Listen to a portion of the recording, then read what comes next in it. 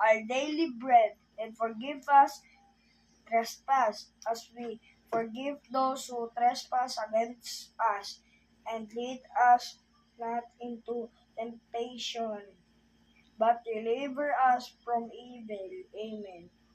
Bring all souls into heaven, especially those who needed most of your mercy.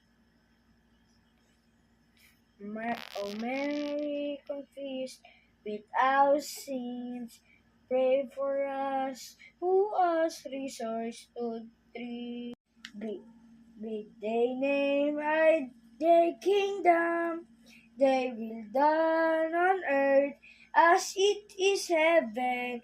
Give us this day our daily bread, and forgive us trespass, as we forgive those who trespass against us. And lead us not into temptation, but deliver us from evil. Amen. Hail Mary, full of grace, the Lord is with you. Blessed are you among women, and blessed is the fruit of your womb, Jesus. Holy Mary, Mother of God, pray for us sinners now and at the hour of our death. Amen.